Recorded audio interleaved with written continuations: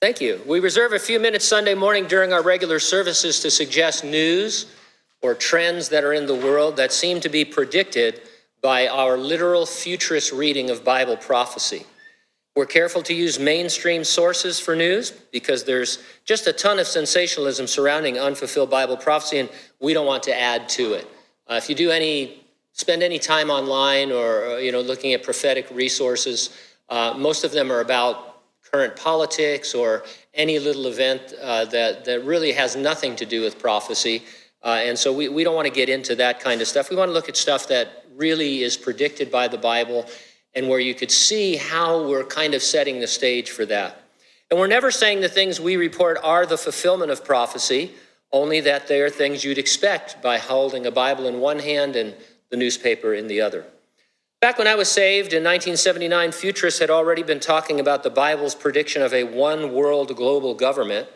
And so it's always interesting to see that kind of movement and what sparks it. There will be a global government in the Great Tribulation, but it's interesting the calls for one even now in light of the COVID-19 crisis.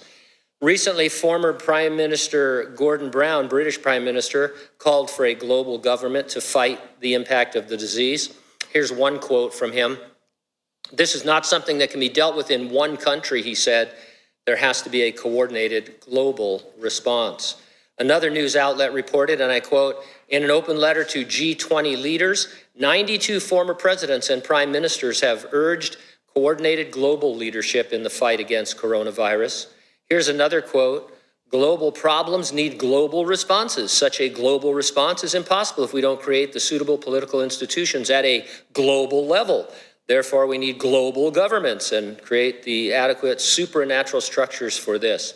In my English class, I would have got dinged for using the word global too much, but I think if they say it enough, you're going to think that it's a good idea. And then the Wall Street Journal on April 3rd ran an article, and the title of it was, "The Coronavirus Pandemic Will Forever Alter the World Order." And so, I've told you before, I don't think COVID-19 fits into Bible prophecy. It's just par for the course in a fallen world. But it is showing us just how easy it could be to force, in a sense, a global government. You know those sci-fi films where all of a sudden the aliens appear and all the nations of the world join together in kumbaya to fight them? We're more and more getting acclimated to the idea of a one world government. Maybe not here in Central California where real people live, but in other parts of the world, it's like this pandemic. It's like, okay, you want me to do what? Okay, no problem. I'll stay home, wear a mask. I'll do all that stuff. You want me to stand on one leg? Okay, that kind of a thing. And so it's more in that trend.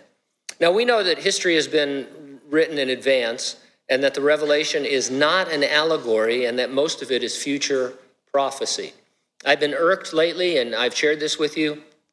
So many evangelical pulpits are declaring that the book of the Revelation is either fulfilled in the first century or that it's mostly allegorical, and so you just read into it some things. I was listening to a guy a while back who said the four horsemen of the apocalypse were like when your life is going bad, it's like those four horsemen running across your life. And I thought, what in the world are you talking about?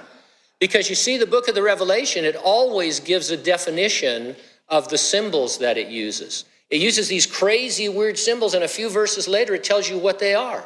Or you're referred to an Old Testament passage because the book has over 800 references to the Old Testament. So it's future. It hasn't happened yet.